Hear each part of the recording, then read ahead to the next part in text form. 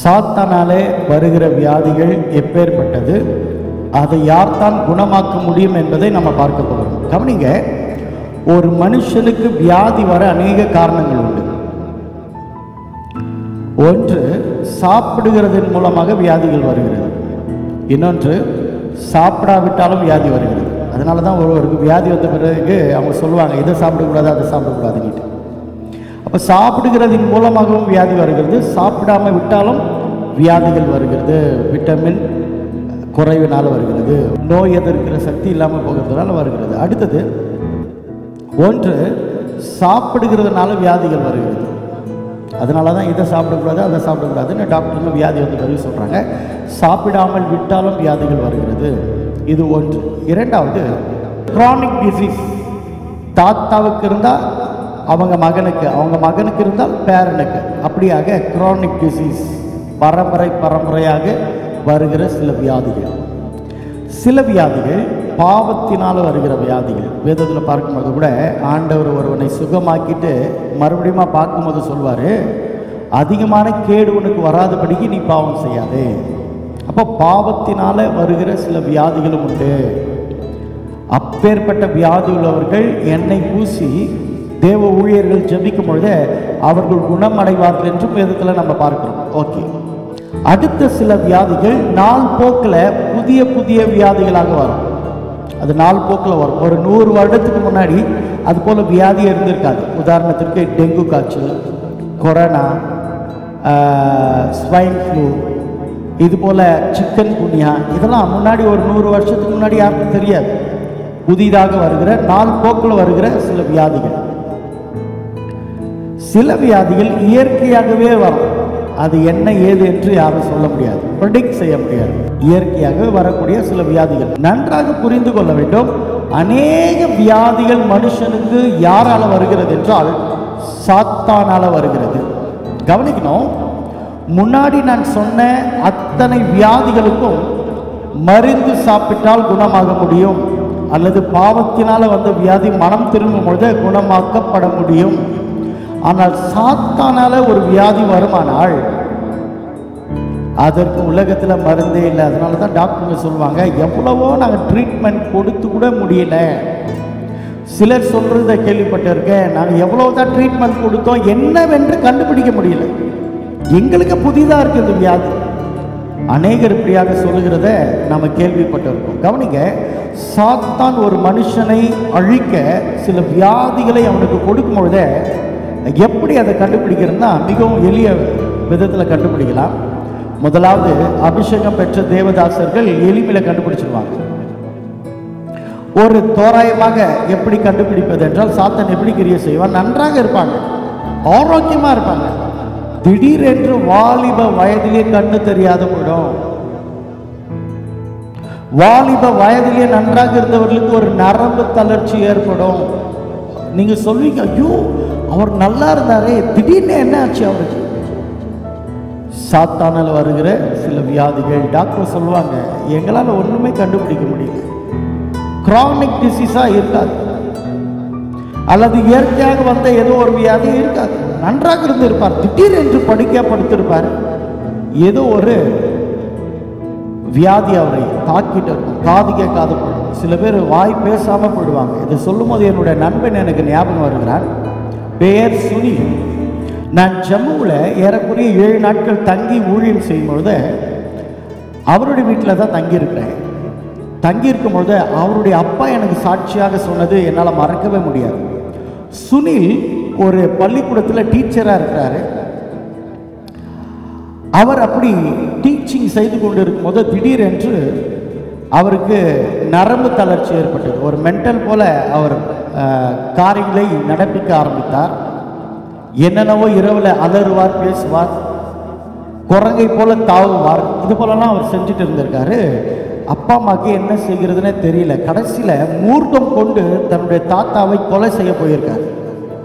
எப்படி யாரோ குடிச்சு அவரை என்ன பண்ணிட்டு இருக்காங்க, காப்பாற்றி கடைசியில் ஒன்றும் செய்ய முடியாது என்று இவரை கட்டி போட்டுட்டு இருக்காங்க. நன்றாக கவனிங்க, நன்றாக படித்த வாலிபன் ஒரு பள்ளிக்கூடத்தில் டீச்சராக இருக்கிறவருக்கு நிலை இப்படி ஏற்பட்டால் தகப்பன் தாய் எப்படி தாங்க முடியும்? உள்ளே உடைக்கப்பட்டாங்க. பல நாட்கள் சங்கிலியால் கட்டப்பட்டு, நான் சுருக்கமாக சொல்லுகிறேன் அவருடைய ஸ்டோரியை, நடந்த சம்பவத்தை. சாப்பாட்டை கொண்டு வந்து ஒரு தட்டில் நாய்க்கு வைக்கிறது போல் வைப்பாங்க. யாருன்னா சங்கிலிகளை அப்படி அறுக்க பார்ப்பார். யார் வந்தாலும் ஒரு விதமான கத்துவார், பல்லு கடிப்பார், நுரைகளை வாயிலிருந்து தள்ளுவார். இப்படியாக அலங்கோலமாக 6 மாதங்கள் ஏறக்குறைய கடந்து போகிறது. இவரை கட்டி போட்டு எங்கெங்கோ ஹாஸ்பிட்டலுக்கு கொண்டு போகிறாங்க. கடைசியில் இவங்க எந்தெந்த நம்பிக்கை உடையவர்களாக இருந்தார்களோ அனைத்து காரியத்திலும் போயிட்டு ஏதாச்சும் அற்புதம் நடக்குமான்னு பார்க்குறாங்க. ஒன்றுமே நடக்குது.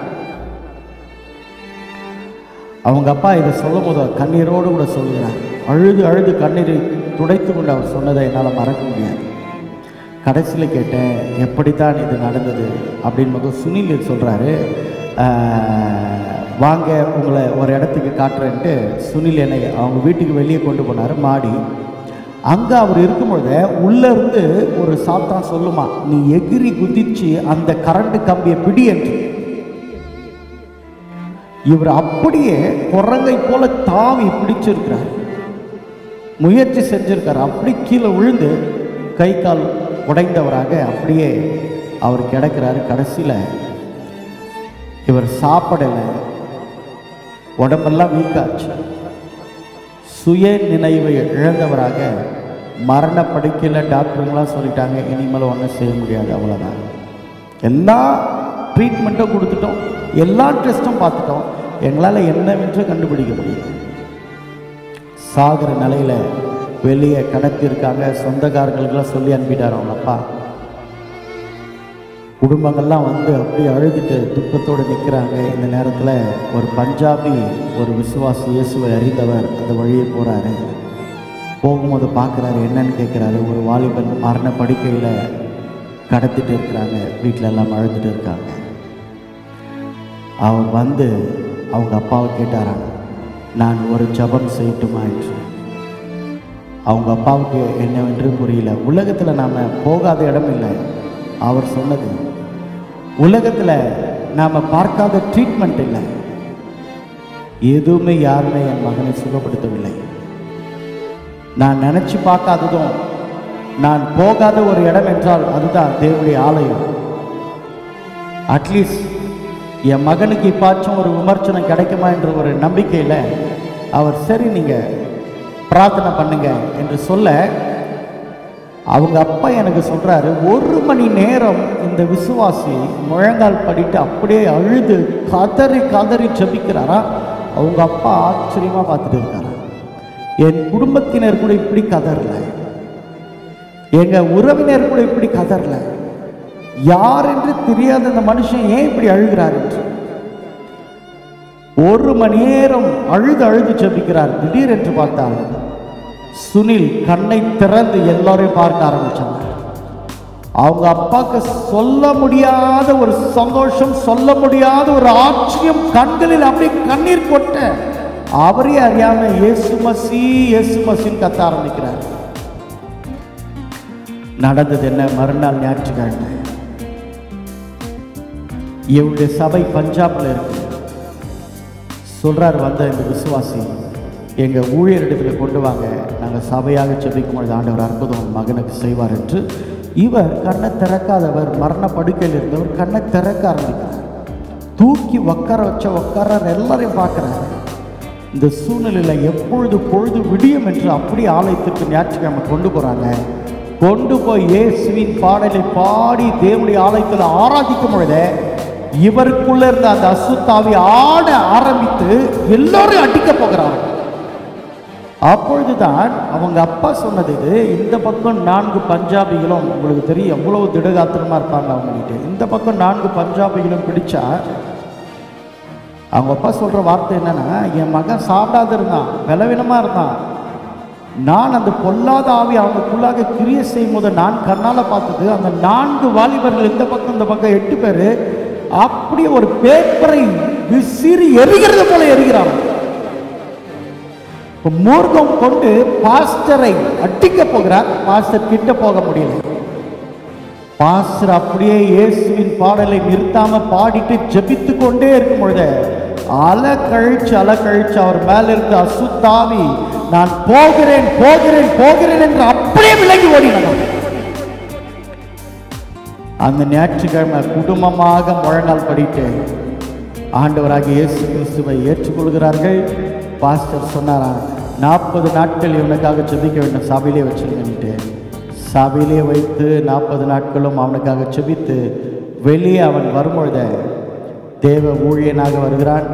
பெங்களூர் எஸ்ஏபிசியில் பைபிள் காலேஜ் முடிச்சுட்டு இன்றைக்கு ஜம்முவில் மெயின் ரோட்டில் தேவனுடைய ஆலயத்தை கட்டி தேவனுக்கு என்று மகிமையான ஊழியங்களை செய்து கொண்டிருக்கிறான். தேவச்சனமே, அநேக வியாதிகள் இயற்கையாக வருகிறது என்றும் கிரானிக் டிசீஸ் என்றும் அல்லது ஏதோ ஒரு ஃபுட்டுனால் வந்த பிரச்சனை என்று நம்ம நினைக்கக்கூடாது. சில வியாதிகள் சாத்தானாலும் வருகிறது. அவருடைய வேலையே என்ன?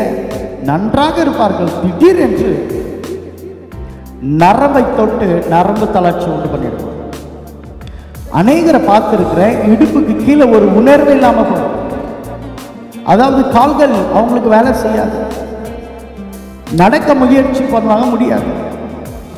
சில பேருக்கு மூளையில பாதிப்பாகும். வேதத்தில் பார்க்கும் பொழுது கூட நீங்க லூக்கா 11ஆம் அதிகாரம் 14ஆம் வசனத்தை நம்ம படிக்கும் பொழுது, பின்பு அவர், அதாவது இயேசு, ஊமையா இருந்த ஒரு பிசாசை துரத்தினார். பிரச்சனை என ஊமை, ஒரு மெடிக்கல் சம்பந்தப்பட்ட ஒரு பிரச்சனை இது. ஆனால் இயேசுக்கு நன்றாக தெரியும், இது மெடிக்கல் சம்பந்தப்பட்ட பிரச்சனை இல்லை, இது ஆவிக்குரிய பிரச்சனை, இது சாத்தானால வந்த பிரச்சனை. அதனால தான் ஊமையனை கொண்டு வரும்பொழுது கர்த்தர் அவனை குணமாக்குகிறதுல பிசாசை துரத்துகிறார். அவர் ஊமையனா இருந்த அந்த பிசாசை துரத்தினார். பிசாசி புறப்பட்ட பின்பு ஊமையன் பேசினான். ஜனங்கள் ஆச்சரியப்பட்டார்கள். தேவ பிள்ளைகளே, தேவ ஊழியர்களே, ஒரு விசுவாசி ஆலயத்துக்கு வரும் பொழுது, ஒருவருக்கு நாம் செபிக்கும் பொழுது, அந்த வியாதிக்கு காரணம் என்னவென்று ஆவில நாம் உணர வேண்டும். அது இயற்கையாக வந்ததா அல்லது பிசாசினால வந்ததா என்று. பிசாசினால ஒரு வியாதி ஒரு மனுஷனுக்கு வருமானால் இயற்கை மருத்துவத்தால குணமாக்க முடியாது. என்ன செஞ்சாலும் குணமாக்க முடியாது. சுனிலுக்கு எத்தனையோ வைத்தியத்தை பார்த்துட்டாங்க, முடியல. கடைசியில் ஒரே ஒரு வழி, இயேசுவிடத்தில் கொண்டு வந்தாங்க. இயேசு அற்புதமான சுகத்தை ஒரு நொடி பொழுதில் கொடுத்துட்டார். ஒருவேளை என்னை கேட்டுக்கொண்டு இருக்கிற தேவச்சனமே, இது போல வியாதியின் கொடுமையில் நீங்கள் போயிட்டு இருக்கலாம். டாக்டருங்க கைவிட்டுட்டாங்க, டாக்டருங்களுக்கு இது என்னவென்றே தெரியல என்ற ஒரு பெரிய மன உளைச்சலுக்குள்ளாக நீங்கள் ஆளாக்கி இருக்கலாம். இந்த ஊமையான ஒரு மனுஷனை இயேசுவிடத்தில் கொண்டு வராங்க. அந்த நேரத்தில் இதற்கு வைத்தியம் இல்லை. அவன் மேலே இருந்த பிசாசியை துரத்தினான். அவன் பேச ஆரம்பித்தான். உங்கள் வாழ்க்கையில் எந்த வியாதி, எந்த போராட்டமாக இருந்தாலும், இது பிசாசினாலும் வந்த ஒரு தீங்கா இருந்தாலும், இயேசு மட்டும்தான் இந்த வியாதியிலிருந்து விடுதலையாக்க முடியும். அவரிடத்தில் அவனை கொண்டு வந்தார்கள், விடுதலையாக்கப்பட்டான். உங்களுக்கு இது போன்ற ஒரு பிரச்சனை இருந்தால் இயேசு மட்டுமே உங்களை விடுதலையாக்க முடியும். அவரை நம்பி வாங்க, அந்த தெய்வம் உங்கள் வாழ்க்கையில் அற்புதங்களை செய்வார். அன்பார்ந்த தேவச்சனங்களே, நம்முடைய சேனலை மற்றவங்களுக்கு ஷேர் பண்ணுங்கள். ஒவ்வொரு நாளும் சாயந்தரம் 7 மணிக்கு தேவனுடைய வார்த்தை கேளுங்க. இந்த வாரம் முழுக்க சாத்தான் எப்படியெல்லாம் ஒரு மனுஷனை, ஒரு வாலிபனை வியாதிகள், ஆக்சிடென்ட், போராட்டங்களை கொண்டு வந்து அவன் மூலமாக அந்த குடும்பத்தையும் அவர்களையும் அழிக்கிறான் என்று இந்த வாரம் முழுக்க பார்க்க போகிறோம். உங்கள் குடும்பத்தில் இப்பேற்பட்டவர்கள் யாராச்சும் இருந்தால் இருக்கிற இடத்துல முழங்கால் படித்து ஜெபிங்க, இயேசுவை நோக்கி கூடுங்க. இதே வேளையில் அந்த இயேசு அற்புதங்களை செய்வார். நல்ல தகப்பனே, எந்த ஜனங்கள் சாத்தானால பாதிக்கப்பட்டு வியாதியின் போராட்டம், டாக்டர்களால் கண்டுபிடிக்க முடியல, எவ்வளவு மருந்து சாப்பிட்டும் பிரோஜனம் இல்லையே என்று வலிப்பு வியாதிகள், ஞாபக மருதி, சரீரத்தில் பலவிதமான பலவீனங்கள், வாழ்க்கை அழிந்து போன ஒரு நிலைமை, இயேசு கிறிஸ்துவின் நாமத்தினாலே, பிசாசினால கட்டப்பட்டு இருக்கிற எல்லா கட்டுகளை இயேசு கிறிஸ்துவின் நாமத்தினாலே முறியடிக்கிறேன். குழந்தை பாக்கியம் இல்லாத செய்கிறது, வாலிபத்திலேயே சரீரத்தில் அநேக வியாதிகளை கொண்டு வருகிறது. Sugar, BP, heart problem, liver problem, kidney problem, cancer போன்ற வியாதிகள், இன்னும் வலிப்பு வியாதிகள் இயேசுவின் நாமத்தினால மாறுவதாக அற்புத சுகத்தை பிள்ளைகள் இயேசுவின் நாமத்தில் பெற்றுக்கொள்ள செய்யுங்க. சாத்தானால் வருகிற வியாதியை மாற்ற இயேசுவே உம்மால மட்டுமே முடியும். அற்புதங்களை செய்யுங்கப்பா. நீ செய்தபடியா நன்றி. இயேசுவின் மூலம் பிதாவே, amen. May God bless you. இயேசுவை நம்புங்க. இயேசு ஒரு நாளும் உங்களை கைவிட மாட்டார். ஊமையான இந்த ஆவியை துரத்தி அவனை பேச வைத்தவர் உங்கள் வாழ்க்கையில் என்ன பிரச்சனையாக இருக்கோ அதை மாற்றுவார். See you tomorrow evening at 7 o'clock. Amen.